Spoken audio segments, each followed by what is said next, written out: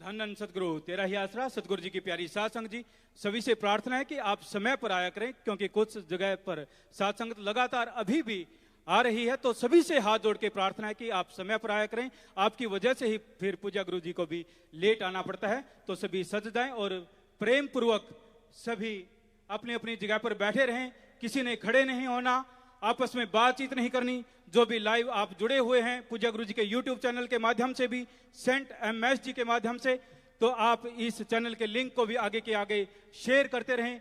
आपस में बातचीत नहीं करनी, अपने ध्यान को एकाग्र करते हुए पूरी श्रद्धा के साथ अब अपने पूजनीय गुरु जी के अनमोल वचनों को श्रवण करना है जी। धन धन सतगुरु तेरा ही आसरा। हाँ जी, प्यारी साध संगत जियो, जो भी साध संगत सेवादार यहाँ पे बैठे हैं और सामने लाइव पे बहुत बड़ी तादाद में साध संगत जुड़ी हुई है, सारे मालिक के प्यारे ओम हरि अल्लाह राम के बहुत ही प्यारे बच्चे बैठे हैं। सबको बहुत बहुत आशीर्वाद। मालिक आपको खुशियां दे, दिया में रहमत से नवाजे और हमेशा खुशियों से लबरेज रखे। तो आज आपको मालिक की चर्चा सुनाते हैं, सत्संग के बारे में बात करेंगे। सत्संग क्यों जरूरी है, किस लिए जरूरी है और सत्संग में आना चाहिए, ये संत पीर फकीर हमेशा बोला करते हैं। तो सत्संग का मीनिंग मतलब क्या है? सत्संग, सत सच सत्य एक ही है। ओम हरि अल्लाह वाहिगुरु गॉड खुदा राम और परम पिता परमात्मा। उसके अलावा दुनिया की हर शय बदल जाती है, हर चीज बदल जाती है, पर भगवान ओम हरि अल्लाह वाहिगुरु राम ना कभी बदला था, ना कभी बदला है और ना कभी बदलेगा। वो सच था, सच है और सच ही रहेगा। अरे भाई 3 नंबर देखना, कहां घूमे जा रहा है? तो हर समय, हर पल, हर जगह वो मौजूद है। दुनिया में ऐसी कोई चीज नहीं जो एक ही होती हुए भी हर समय, हर जगह, हर पल मौजूद रहती हो।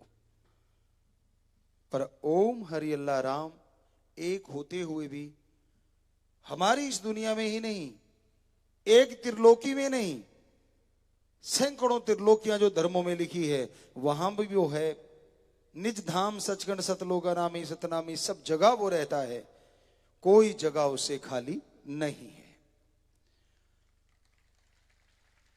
और कमाल उसका ये है,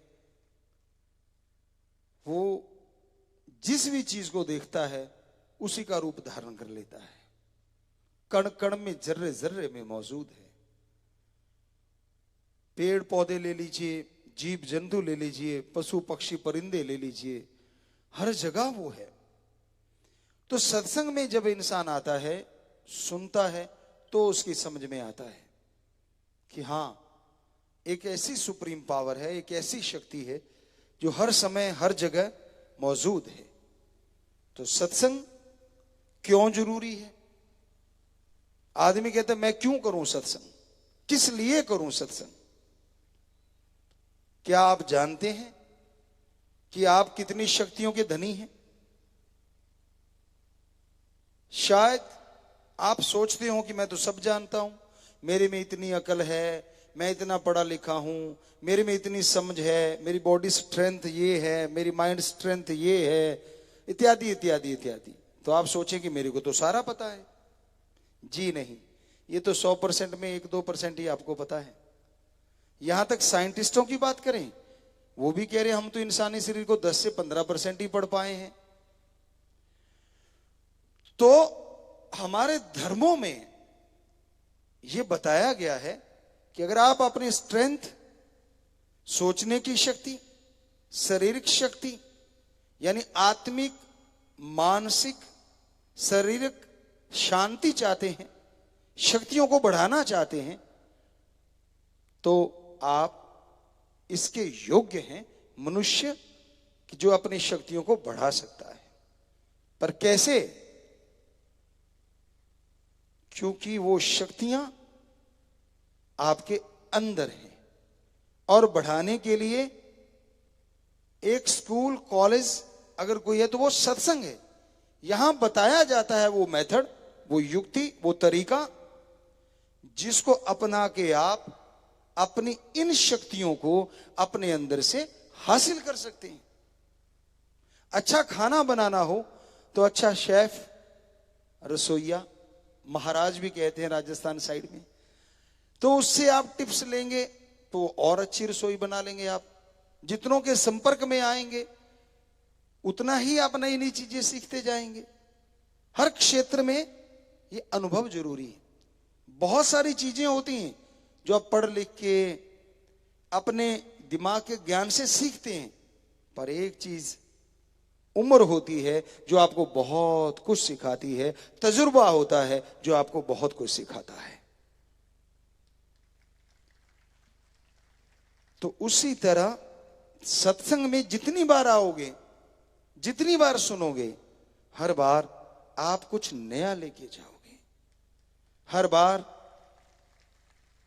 आप अपने लिए, अपने परिवार के लिए, समाज के लिए, देश के लिए, वर्ल्ड के लिए, आपकी सोच की लिमिट यहां तक है, कुछ ना कुछ अच्छा ही करने के लिए प्रेरित होके जाओगे।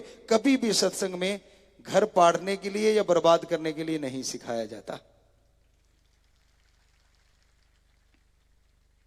आज सत्संग को अगर छोड़ दें, संतों को छोड़ दें, सच्चे संत, बाकी समाज में ज्यादातर लोग दुखी हैं। और दुख का कारण जब आप सुनोगे हैरान भी होगे और मानोगे भी, स्वीकार भी करोगे। अपने दुख से दुखी बहुत कम लोग हैं, दूसरा सुखी ज्यादा क्यों है, इससे दुखी बहुत मिल जाएंगे। यार मेरे पास स्कूटर, ये कार ले गया, धुआं मुंह पे मार गया, मरता क्यों नहीं है? ये नहीं कहता कि मुझे भी कार मिल जाए। वो बर्बाद क्यों नहीं होता? भाई क्या मिलेगा तुझे ऐसा करने से? अपने लिए अच्छा मांग। तो हमने इसमें भजनों की भी रचना करी है। नए जो भजन आपको बोलते हैं कि बहुत सारे 800 के करीब हमने भजन बनाए, गुरुजी की कृपा से, बेपरवाह जी ने रहमो करम किया, उन्होंने बनवाए, उन्होंने बनाए। तो उनमें ऐसा भी भजन है कि आज आदमी दुखी ज्यादा इसलिए क्योंकि दूसरा सुखी क्यों है। लेकिन सत्संग में ऐसा नहीं है। दुनिया में आपको पहले भी कई बार सुनाया हमने, गांव की बात करें तो एक सांझी सी जगह होती है, अलग अलग एरिया में उसका अलग अलग नाम है। पंजाबी च सथ कह देंगे हैं, कोई पंचायत घर कह देते हैं, कोई कुछ कहते हैं, अलग अलग नाम है। वहां बुजुर्ग बैठे रहते हैं, ताश के पत्ते खेलते हैं, खुंड चर्चा भी बोलते हैं उसको। तो वहां अगर कोई गिरता पड़ता नौजवान आता है नशे में धुत शाम के टाइम, तो एक आधा सवाल उठता है, यार देखना उधर, हमारी कानों सुनी बात आंखों देखी। दूसरा क्या कहता है? कहता है यार देखने वाली क्या बात है, ये इसकी उम्र है खाने पीने की, अब नहीं करेगा तो कब करेगा। पर असली भावना क्या होती है अंदर से? वो तो गाली देते हैं, रहा तो हमसे भी नहीं जा रहा था पर रोक लिया, गाली दे के बोलते हैं कि अच्छा ये बर्बाद होगा। अंदर भावना ये होती है। और अगर कोई राम नाम की चर्चा सुनने जाता है, आप लोगों ने भी फील किया होगा या फेस किया होगा, हाथ में बैग है, वो बैठे लोग क्या कहते हैं, तीसरे दिन उठा के चल पड़ता है बैग सा, क्या ले लेगा, घर में बच्चे भूखे मरेंगे। होता है कि नहीं होता जी? सारे लोग कहते हैं कि हाँ हमने ये कभी ना कभी फेस किया। आशीर्वाद हाथ नीचे कीजिए।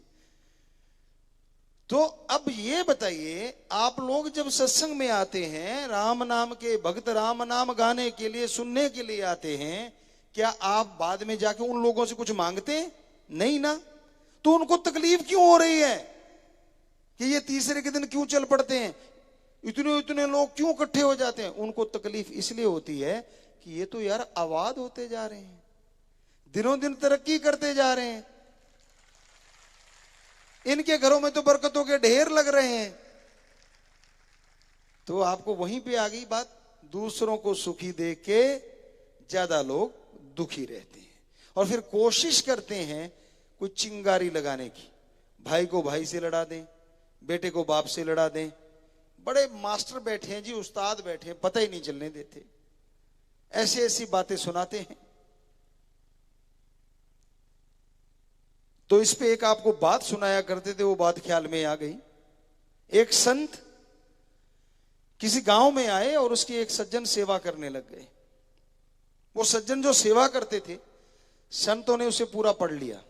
अब सेवा ही इतनी करी उन्होंने, साथ संगत आती उनकी चाय बना के देना, लोग तब थोड़े आते थे, 5-10 आ गए, उनको खाना बना के देना, संतों के लिए भी खाना दे दिया। अब सेवा करता रहा वो, सेवा भावना जबरदस्त। टाइम हुआ तो संत कहने लगे, भाई हम तो जा रहे हैं अब और नगर के लिए, पर आपने बहुत सेवा की, बोलो आपको क्या वरदान दी। मां के बेटे ने एक बार भी ना नहीं करी। आमतौर पे ये अपने सभ्यता है कि एक बार अगर कोई चाय भी कहे ना कि यार चाय पी ले, तो आगे से कह देते नहीं। और कई जगह हमने देखा है, सामने वाले ने चाय पिलाऊं, चाय ले आई, नहीं, अच्छा ठीक है, दूसरी बार पूछते ही नहीं। आप लोग कहीं ना कहीं देखा होगा, हमने देखा है जी, बिल्कुल देखा है, एहसास किया है। और कई ऐसे होते हैं पूछते ही नहीं। अब पूछना क्या है, कोई मेहमान आया है, हमारे तो धर्मों में लिखा है मेहमान तो एक तरह से भगवान की तरह होते हैं। भाई आए हैं तो मतलब सत्कार करने के लिए, वो भगवान नहीं बन जाते। मतलब इसलिए कहा गया था हमारे पाक पवित्र वेदों में कि भाई सत्कार करना, इज्जत करनी आए हुए की। तो ऑब्वियसली पता ही है कि भी चाय लानी है तो वो पहले ले आते हैं, पूछने वाले में डाउट होता है। तो इसलिए उसने सीधा ही कह दिया, क्योंकि वो तो पता नहीं संत मुकर ही ना जाए। संतों ने कहा बेटा क्या चाहिए, कुछ हम आपको दे के जाएंगे। कहता हाँ जी। कहते क्या